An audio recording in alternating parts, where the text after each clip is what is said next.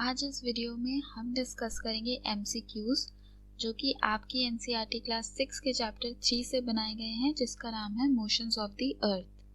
ये मेरी गारंटी है आपसे, अगर आप ये वीडियो लेक्चर पूरा देखते हैं तो उसके बाद आपको चैप्टर भी पढ़ने की कोई ज़रूरत नहीं पड़ेगी, क्योंकि इन MCQs की हेल्प से आपको सब कुछ बता दिया जाएगा। फिर भी अगर आपका मन करे तो आप ये वीडियो देखने के बाद चैप्टर चेक कर सकते हैं। कुछ भी आपको ऐसा नहीं लगेगा कि नया है या आपको नहीं आता है। अब आप कहोगे कि आप हर वीडियो में ऐसे ही बोलते हो, क्योंकि ऐसा ही है। तो इसी तरह हमने आपका चैप्टर 1 और चैप्टर 2 भी कवर किया है, जिसका लिंक आपको डिस्क्रिप्शन में मिल जाएगा। So hello everyone, welcome to your YouTube channel. I am Akanksha. अब बिना टाइम वेस्ट करे शुरू करते हैं। एक बार आप ओवरव्यू ले लीजिए। कुछ ऐसे क्वेश्चंस हैं और जिसके साथ पिक्चर की ज़रूरत है वहाँ पिक्चर भी लगी है। तो हम आते हैं अपने क्वेश्चन नंबर 1 पे। हमारा क्वेश्चन नंबर 1 है, dash is the movement of the earth on its axis. ठीक है, बहुत इजी सा क्वेश्चन है ये। तो ये हमारा अर्थ है। अर्थ का हमारा ऐसे क्या होता है, एक्सिस होता है। ठीक है, जब वो इस एक्सिस के अराउंड में घूमता है तो हम उसे क्या कहते हैं, उस मूवमेंट को हम क्या कहते हैं। अर्थ की दो तरीके की मूवमेंट होती है, एक जो एक्सिस पे होती है और दूसरी जो होती है वो ऑर्बिट पे होती है। ऑर्बिट जैसे कि ये फॉर एग्जांपल क्या है, सन है। ठीक है, और ये हमारा है अर्थ। तो जब हमारा अर्थ सन के अराउंड घूमता है तो वो अपने ऑर्बिट पे घूम रहा होता है, और जब वो अपने एक्सिस के अराउंड घूम रहा होता है तो मतलब कि वो अपने एक्सिस पे घूमता है। तो दो तरीके की रोटेशन होती है। तो जो दो तरह का मूवमेंट होता है। जो एक्सिस वाला होता है उसे हम क्या कहते हैं, हम उसे रिवोल्यूशन नहीं कहते, हम उसे स्पिन भी नहीं कहते, हम उसे राउंड भी नहीं कहते। उसका जो प्रॉपर नेम है वो है रोटेशन। ठीक है, तो rotation is the movement of the earth on its axis. Next question, second question है, the movement of the earth around the sun in a fixed path or orbit is called dash. अभी हमने discuss किया, जब हमारा अर्थ अपने orbit में घूमता है, मूव करता है, जो उसका फिक्स्ड पाथ है, तो उस मूवमेंट को हम क्या कहते हैं। उस मूवमेंट को रोटेशन तो नहीं कह सकते। रोटेशन तो अभी हमने देखा क्या होता है। राउंड भी नहीं कहते, स्पिन भी नहीं है आंसर है रिवोल्यूशन। ठीक है, नाउ क्वेश्चन नंबर 3। हम जल्दी करेंगे क्योंकि टाइम जो है वेस्ट नहीं करना है, उसको अच्छे से यूज करना है। तो क्वेश्चन नंबर 3 क्या कह रहे हैं, the axis of the earth which is an imaginary line makes an angle of dash degree with its orbital plane. देखो, ये हमारा क्या है, अर्थ है। अब वो क्या कह रहा है कि अर्थ का जो एक्सिस होता है ना, वो अर्थ के ऑर्बिटल प्लेन का क्या मतलब है कि एक लाइन आप ऐसे बीचों बीच ले जाओ अर्थ की। ठीक है, तो ये हमारा हो जाएगा ऑर्बिटल प्लेन, और एक्सिस क्या है हमारा, ये है। तो वो पूछ रहा है कि एक्सिस और ऑर्बिटल के बीच में जो ये डिग्री, ये एंगल है, ये कितना डिग्री का एंगल फॉर्म होता है। तो इसका आंसर आपको याद रखना है कि 66.5 डिग्री। ठीक है, यहाँ पे कितना डिग्री का एंगल बन रहा है, 66 डिग्री, 66.5। जैसे कि ये पिक्चर भी मैंने डाली हुई है, एक सेकेंड।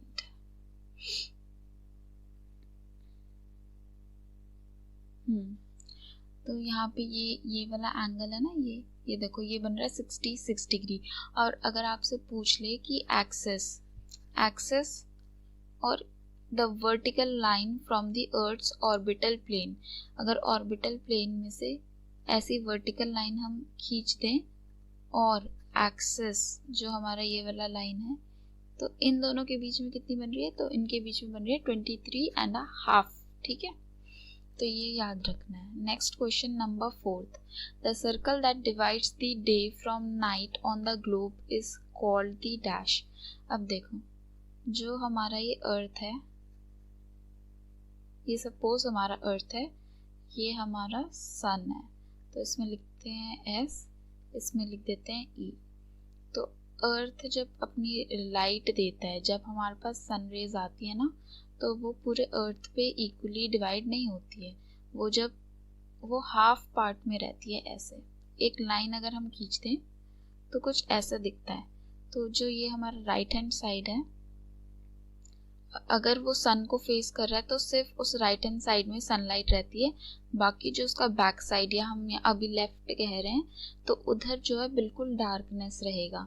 सन जिस साइड है उधर हाफ में पूरा ब्राइटनेस रहेगी, पूरी सन रेज रहेगा, पूरा लाइट रहेगा, और उसके अपोजिट साइड में पूरा डार्कनेस रहेगा। तो ये जो लाइट और ये जो डार्कनेस है, इनकी एक ऐसी जगह है जहाँ से डार्कनेस स्टार्ट होती है और लाइटनेस स्टार्ट होती है, जो बीच की लाइन होती है। ठीक है, तो इस बीच की लाइन को हम क्या कहते हैं, सर्कल को हम क्या कहते हैं?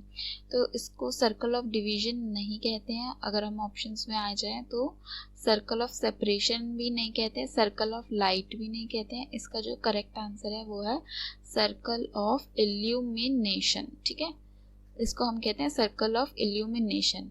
पिक्चर भी लगी हुई है, एक सेकेंड में ये तो यहाँ लिखा हुआ है ना, circle of illumination, the light that divides the earth into a lighted half and a darkened half. एक लाइन दिखेगी जो ऐसा लगेगा कि उसके एक साइड तो अंधेरा है, एक साइड उजाला है, तो उसको हम कहेंगे circle of illumination. Next question number 5, the earth takes about 24 hours to complete one rotation around its axis. ठीक है, the period of rotation is known as the. देखो, जब वो हमारा अर्थ मूव करता है अपने एक्सिस के अराउंड तो हम कहते हैं कि वो रोटेशन कर रहा है। तो हमें बचपन से पता है कि रोटेशन जो है करने में उसको 24 आवर्स लगते हैं। ठीक है, तो ये जो ड्यूरेशन होता है 24 आवर्स का, जो टाइम पीरियड होता है, इसको एक नाम दिया गया है। तो इसको क्या नाम दिया गया है वो हम पता करते हैं। ऑप्शंस में है कंप्लीट डे, तो ये कंप्लीट डे हम नहीं कहते हैं, हम इसे वन डे भी नहीं कहते हैं। वो जो पीरियड है ना रोटेशन का, जब वो एक पीरियड कंप्लीट कर लेता है तब हम उसे क्या कहते हैं, वन नाइट भी नहीं कहते हैं, हम उसे क्या कहते हैं, हम कहते हैं उसे अर्थ डे। जब वो ड्यूरेशन कंप्लीट कर ले 24 आवर्स का।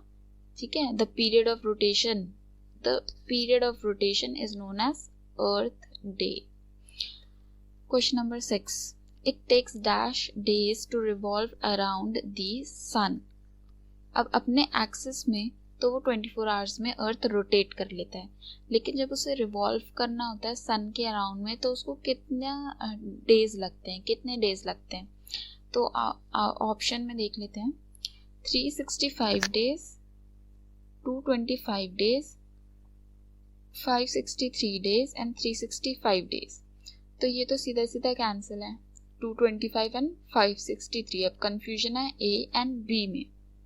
ठीक है, क्योंकि कहीं पे आंसर दिया होता है 365, कहीं दिया होता है 365 एंड 1.5। ठीक है, 1.5 का मतलब है कि 6 घंटे, 365 डेज एंड 6 आवर्स। तो इसमें अगर आपको दोनों ऑप्शंस दिए हैं तो आपको करेक्ट पता है कौन सा करना है, आपको करेक्ट करना है ऑप्शन डी, 365 एंड 1/4। ठीक है, ये है हमारा एक्यूरेट। पर अगर ये ना दिया हो और सिर्फ 365 दिया हो तो आपको 365 सेलेक्ट करना है। ठीक है, देखो अब बहुत बच्चे कंफ्यूज होते हैं कि लीप ईयर क्या है, लीप ईयर क्या होता है। तो ये जो 365 यहाँ पे अभी हमने टिक करा है ना कि 365 और फिर प्लस 6 आवर्स, तो हम ना क्या काउंट करते हैं, हम 365 ही काउंट करते हैं और 6 घंटों को हटा देते हैं। फिर ना ऐसे करते करते हम 6 घंटों को 4 साल के लिए इग्नोर करते हैं, और फिर 4 साल बाद जो एक साल आता है उसमें हम क्या कहते हैं, 6 4 = 24। ठीक है, जो 4 साल हमने 6 घंटों को इग्नोर किया ना, वो अब 4 साल बाद हमें पूरा एक दिन मिल जाता है, क्योंकि 24 घंटे 6 घंटे अगर 4 साल आपके बच जाएंगे तो मिला के एक पूरा दिन बन जाता है ना। तो 4 साल बाद में जो ईयर आता है ना, उसमें हम फरवरी के मंथ में एक मंथ बढ़ा देते हैं।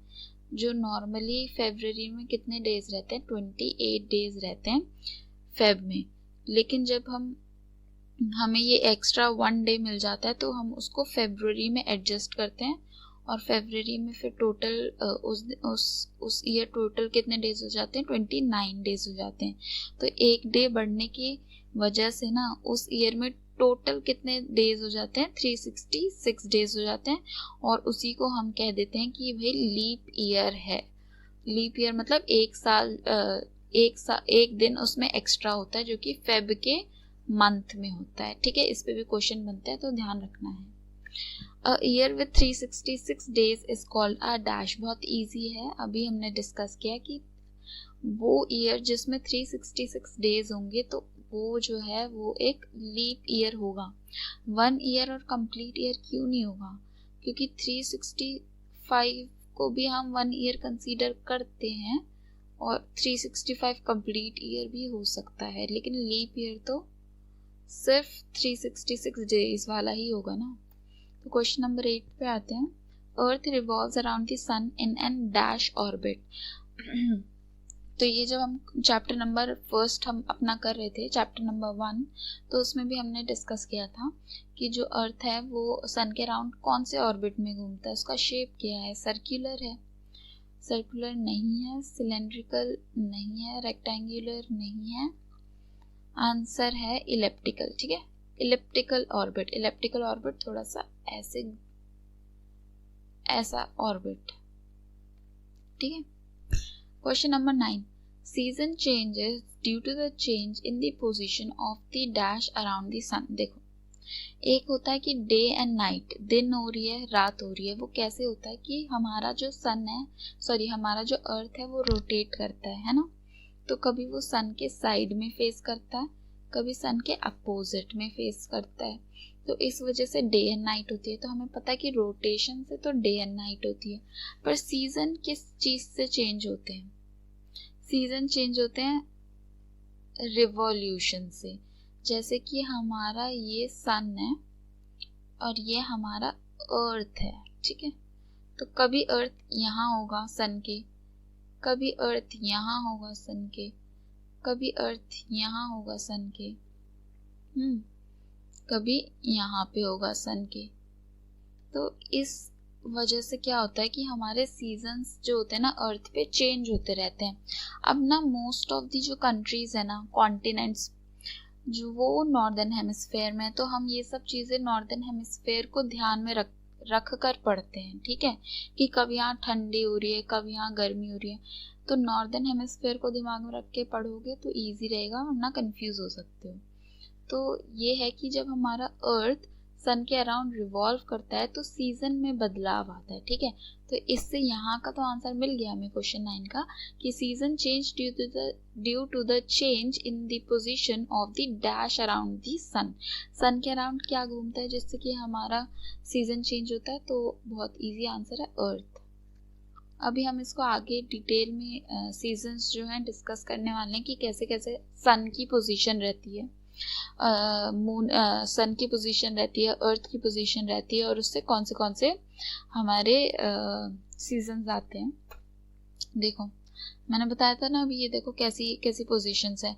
इस वाले में अगर आप देखोगे तो इसमें क्या हो रहा है, इसमें जो ये हमारा अर्थ है वो उसका हाफ पार्ट जो है सन को फेस कर रहा है। इस वाले में भी देखोगे तो हाफ पार्ट सन को फेस कर रहा है। इसमें देखोगे ना तो इसमें भी हाफ पार्ट सन को, ये वाला पार्ट सन को फेस कर रहा है, और इसमें देखोगे तो वो वाला पार्ट सन को फेस कर रहा है जो हमें दिख रहा नहीं है। ठीक है, तो अगर हम इसमें देखें तो ये हमारा क्या है, ये क्या है, सॉरी ये हमारा क्या होता है, सर्कल ऑफ इल्यूमिनेशन, जो कि डिवाइड करता है डे एंड नाइट। ऐसे दिखता है कि इस साइड डार्कनेस है, इस साइड ब्राइटनेस है, डे लाइट है।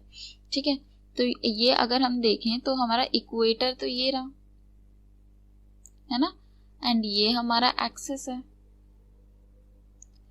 तो अगर ये देखा जाए कि ये एक्सिस हो गया, ये हमारा हो गया इक्वेटर, तो कौन सा हिस्सा ज्यादा जो है सन की तरफ झुका हुआ है? तो हमें यहाँ दिख रहा है कि नॉर्थर्न हेमिस्फेयर, क्योंकि ये देखो ये रहा पूरा नॉर्थर्न हेमिस्फेयर और बियॉन्ड नॉर्थ पोल के पीछे तक पूरा जो है सन का एक्सपोजर यहाँ पे हमें मिल गया है, जहाँ हम रह रहे हैं नॉर्दर्न हेमिस्फेयर में।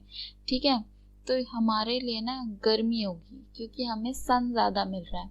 तो हम इस कंडीशन को पता है क्या कहते हैं, हम इसको कहते हैं समर सॉल्स्टिस। समर सॉल्स्टिस हम कहते हैं जब नॉर्दर्न हेमिस्फेयर जो है वो सन की तरफ एक्सपोजर में होता है, उसको सन का पूरा पूरा एक्सपोजर होता है, तो हम उसको कहते हैं समर सॉल्स्टिस। समर सॉल्स्टिस में क्या होता है, सबसे ज़्यादा हीट जो होती है वो ट्रॉपिक ऑफ कैंसर पे पड़ती है। याद रखना है, समर सॉल्स्टिस में जो हमारा नॉर्दर्न हिस्सा है, नॉर्दर्न हेमिस्फेयर है, वो सन की तरफ उसको एक्सपोजर होता है, सन की तरफ वो टिल्टेड होता है, एंड सबसे ज़्यादा हीट जो है इस एरिया में ट्रॉपिक ऑफ कैंसर रिसीव करता है। ठीक है, तो ये बात याद रखने की है। और एक डेट याद रखनी है कि 21 जून यहाँ पे लिखा है ना, 21 जून को क्या होता है, सबसे बड़ा दिन होता है और सबसे छोटी रात होती है, longest day and shortest night. पूरे समर्स सीजन में longest day and shortest night कब होती है, 21 जून को होती है। तो एक बात तो ये हो गई। ठीक है, देखो अब इसका मैं आपको बता दूं कि नॉर्दर्न हेमिस्फेयर में जब ठंड होती है उसका और जैसी भी कंडीशन होती है उसका बिल्कुल अपोजिट जो होता है वो सदर्न हेमिस्फेयर में। फॉर एग्जांपल नॉर्दर्न हेमिस्फेयर में समर सॉल्स्टिस में समर्स हैं, तो हमारे सदर्न हेमिस्फेयर में जो है विंटर्स हो रही होगी। अब आते हैं हम अपने इस सेकंड वाले, चलो पहले इधर आ जाते हैं। विंटर सॉल्स्टिस में एकदम वही अपोजिट होता है कि देखो ये रहा हमारा इक्वेटर, ये रहा हमारा एक्सिस, और ये देखो इसमें अगर अब हम देखेंगे तो पूरा पूरा पूरा का पूरा नॉर्दर्न सदर्न हेमिस्फेयर जो है और बियॉन्ड सदर्न पोल पूरा लाइट एक्सपोजर हमें मिला हुआ है, हमें नहीं मतलब सदर्न हेमिस्फेयर को मिला हुआ है। तो यहाँ पे अब गर्मी होती है और हमारे यहाँ पे क्या होगा, ऊपर नॉर्दर्न हेमिस्फेयर में विंटर्स होंगे। तो हम अपने हिसाब से पढ़ रहे हैं इसलिए हमने नॉर्दर्न हेमिस्फेयर को देखते हुए विंटर सॉल्स्टिस नाम रखा है। समर सॉल्स्टिस में नॉर्दर्न हेमिस्फेयर में समर होती है और विंटर सॉल्स्टिस में नॉर्दर्न हेमिस्फेयर में नॉर्दर्न हेमिस्फेयर में विंटर होती है। ठीक है, अब इसमें भी एक चीज, इसमें क्या होता है ना, अब सबसे ज़्यादा एक्सपोजर सदर्न हेमिस्फेयर को मिला होता है विंटर सॉल्स्टिस की कंडीशन में, तो उस टाइम सबसे ज़्यादा हीट रिसीव कौन कर रहा होता है, ट्रॉपिक ऑफ कैप्रिकॉर्न। ठीक है, और ये डेट हमें कुछ याद रखनी है कि 22 दिसंबर को नॉर्दर्न हेमिस्फेयर में शॉर्टेस्ट डे होता है, सबसे छोटा दिन होता है, एंड यही होता है, सबसे छोटा दिन होता है, लॉन्गेस्ट नाइट होती है 22 दिसंबर, तो उस दिन को हम विंटर सॉल्स्टिस भी कह देते हैं।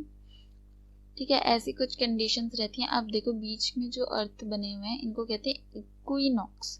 इक्विनॉक्स में क्या होता है, पूरा half northern hemisphere and half southern hemisphere को पूरा बराबर, जितना नॉर्दर्न हेमिस्फेयर में लाइट होती है उतनी ही सदर्न हेमिस्फेयर में लाइट होती है। ठीक है, तो दोनों तरफ बराबर लाइट होती है, इसलिए क्या होता है कि डे और नाइट भी जो होते हैं इक्वल होते हैं। अब डिफरेंस क्या है फिर दोनों में, एक इक्विनॉक्स को हम कहते हैं स्प्रिंग इक्विनॉक्स जो कि 21 मार्च में रहता है, और एक इक्विनॉक्स को कहते हैं हम ऑटम, एक मिनट रुको,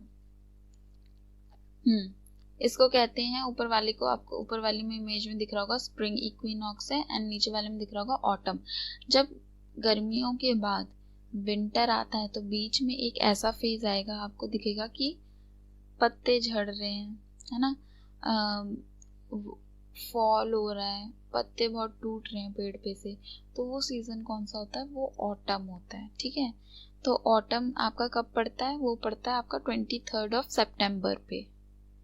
ठीक है, अगर एग्जैक्ट डेट देखें तो इस दिन क्या होता है, बराबर equal days and equal night होती है, तो हम इसे इक्विनॉक्स कहते हैं कि भाई बराबर है। एंड सिमिलरली जब आप विंटर से आप समर में जाओगे, सर्दी से जब आप गर्मी की तरफ जाओगे, तब आपको स्प्रिंग पड़ेगा। स्प्रिंग में क्या होता है, फ्लावर्स आते हैं अच्छे अच्छे, बहुत अच्छी आपको वैरायटी के फ्लावर्स दिखेंगे, ब्लूम बहुत होता है, तो ये होता है स्प्रिंग में। इसमें आपको 21 मार्च को क्या दिखेगा, एकदम बराबर डे एंड बराबर नाइट होगी। ऐसा आप ऑब्जर्व करोगे तो आपको मालूम पड़ेगा। तो आपको ये एक तो ये डेट्स याद रखने की, शॉर्टेस्ट डे कब है, लॉन्गेस्ट डे कब है, इक्विनॉक्स की डेट्स क्या है, स्प्रिंग इक्विनॉक्स से 2-3 बार पढ़ोगे तो याद हो जाएगा। अब आते हैं, देखो समर सॉलिस्टिस मैंने आपको अभी समझा दिया था ना, ये इक्वेटर है, ठीक है, ये हमारा एक्सिस है। अब हम देखा जाए तो हमारा जो नॉर्दर्न हेमिस्फेयर है ये हिस्सा तो कवर हो ही रहा है, साथ में हमारा पोल्स के पीछे वाला हिस्सा भी कवर हो रहा है। और वहीं अगर हम किस में देख लें, सदर्न हेमिस्फेयर में देखें तो बस इतना सा एरिया कवर हो रहा है। तो इसीलिए नॉर्दर्न हेमिस्फेयर में यहाँ पे ज़्यादा लाइट का एक्सपोजर है, तो हम इसे समर सॉल्स्टिस कह देते हैं। देखो अब क्वेश्चन देखते हैं कि on dash the northern hemisphere is tilted towards the sun. तो कौन सी डेट को नॉर्दर्न हेमिस्फेयर जो है टिल्टेड होता है टुवर्ड्स द सन। तो मैंने अभी बताया था कि इसका आंसर क्या है, 21 जून। ठीक है, next question number 11, during dash solstice tropic of cancer receives more heat. अब ट्रॉपिक ऑफ कैंसर कहाँ पर है, ट्रॉपिक ऑफ कैंसर हमें पता है कि नॉर्दर्न हेमिस्फेयर में है। तो वो सबसे ज़्यादा जब हीट ले रहा है, इसका मतलब क्या है कि वहाँ पे गर्मी पड़ रही है, समर पड़ रही है। तो कौन सा सोलिस्टिस होगा, समर सोलिस्टिस। ठीक है, next, during summer solstice dash hemisphere receives the maximum heat. Summer solstice जब हो रहा होता है तो कौन सा एरिया को सबसे ज़्यादा हीट मिल रहा है। तो इक्वेटर को तो नहीं मिलता है, ईस्टर्न हेमिस्फेयर क्या होता है भाई हमें नहीं पता, सदर्न हेमिस्फेयर को नहीं मिल रहा है। जब हमें पता है कि समर सोलिस्टिस है और समर सोलिस्टिस नॉर्दर्न हेमिस्फेयर में होता है, क्योंकि हम नॉर्दर्न हेमिस्फेयर के हिसाब से पढ़ रहे हैं ना, तो नॉर्दर्न हेमिस्फेयर में समर सोलिस्टिस में हमने बात करी थी कि सबसे ज़्यादा हीट पड़ती है नॉर्दर्न, एक मिनट को, हाँ सही है नॉर्दर्न हेमिस्फेयर। ठीक है, विंटर सोलिस्टिस भी मैंने एक्सप्लेन कर दिया था कि ये रहा हमारा एक्सिस, ये है हमारा इक्वेटर। अब अगर देखा जाए तो सबसे ज़्यादा एक्सपोजर किसको मिला है, हमारे सदर्न हेमिस्फेयर को मिला है। तो सदर्न हेमिस्फेयर में अगर गर्मी हो गई तो सर्दी नॉर्दर्न हेमिस्फेयर में है, और नॉर्दर्न हेमिस्फेयर में हम रहते हैं, तो इसलिए नॉर्दर्न हेमिस्फेयर की में सर्दी है, इसलिए हमने विंटर सोलिस्टिस नाम रख दिया है। क्योंकि हम तो अपने आप को हर जगह बीच में रखते हैं ना, सबसे पहले रखते हैं और अपने हिसाब से सब देखते हैं, इसलिए। इस पे क्वेश्चन देखते हैं, on dash the tropic of capricorn receives direct rays of the sun as the south pole tilts towards it. कौन सी डेट को ट्रॉपिक ऑफ कैंसर पे डायरेक्ट सन की रेज आती है जब साउथ पोल जो है टिल्ट हो जाता है टुवर्ड्स सन। तो कौन सी डेट होती है, ये भी अभी बताई थी, डायग्राम में भी दिखा दिया था। तो इसका आंसर है 22 दिसंबर। 22 दिसंबर। In which country Christmas is celebrated in summer season. अगर आप अपना वो देखोगे ना, मैप देखोगे कॉन्टिनेंट का, तो इक्वेटर के इस साइड पे एक कॉन्टिनेंट है, तो वहाँ क्या होता है, क्योंकि ये नॉर्दर्न हेमिस्फेयर के हिसाब से हमने सब पढ़ा है और यहाँ पे ये सदर्न हेमिस्फेयर में आता है, तो जब यहाँ पे विंटर्स होती है ना तो यहाँ समर्स होता है, और हमारा 25 दिसंबर जो होता है विंटर्स होता है, जब हम क्रिसमस सेलिब्रेट करते हैं। तो अब ये कौन सा कॉन्टिनेंट है जो गर्मियों में 25 दिसंबर मना रहा है, क्रिसमस मना रहा है। अमेरिका तो नॉर्दर्न हेमिस्फेयर में है, इंडिया नॉर्दर्न हेमिस्फेयर में है, चाइना भी नॉर्थर्न हेमिस्फेयर में है, फिर जो ऑस्ट्रेलिया है ना वो हमारा सदर्न हेमिस्फेयर में, तो वो गर्मी में मनाते हैं, क्या मनाते हैं, क्रिसमस। इक्विनॉक्स भी मैंने आपको समझा दिया था कि पूरा हाफ, ये देखो इक्वेटर है ना, ये रहा। अब नॉर्दर्न हेमिस्फेयर को भी इतना ही लाइट है और सदर्न हेमिस्फेयर को भी इतना ही लाइट है, तो इसको हम इक्विनॉक्स रख देते हैं कि बराबर बराबर, इसमें दिन और रात बराबर होती है। इक्विनॉक्स 2 होते हैं, ऑटम एंड स्प्रिंग। वो आप साइकिल देखना जो मैंने आपको फोटो दिखाई थी, और 1-2 बार देखोगे याद हो जाएगा। उसके बाद है 15 on dash and dash direct rays of the sun fall on the equator. अब डायरेक्ट सन जब इक्वेटर पे पड़ रहा है इसका मतलब इक्विनॉक्स है, एंड इक्विनॉक्स दो होते हैं हमें पता है, स्प्रिंग एंड समर वाला। तो वो दो डेट्स बताई थी। स्प्रिंग इक्विनॉक्स पड़ता है 21 मार्च में, एंड हमारा ऑटम इक्विनॉक्स पड़ता है 23 सितंबर में। पर ऐसे दो तो ऑप्शन नहीं चेक कर सकते, तो हम देखेंगे जिसमें ए और बी दोनों हो, तो अपना आंसर बन गया ये वाला। ठीक है, तो जिसने भी अभी तक यहाँ तक वीडियो देखी है, thank you so much video देखने के लिए। ऐसे ही बने रहे, हम लाएंगे अब आपका चैप्टर नंबर 4 जो नेक्स्ट है वो लाएंगे। और फीडबैक की बहुत ज़रूरत है, इसलिए कमेंट करके ज़रूर बताएं क्या कमी है, क्या ठीक करना है, क्या अच्छा है, क्या बुरा है। तब तक के लिए आप वीडियो देखें और हम मिलते हैं अब नेक्स्ट वीडियो में। Good bye.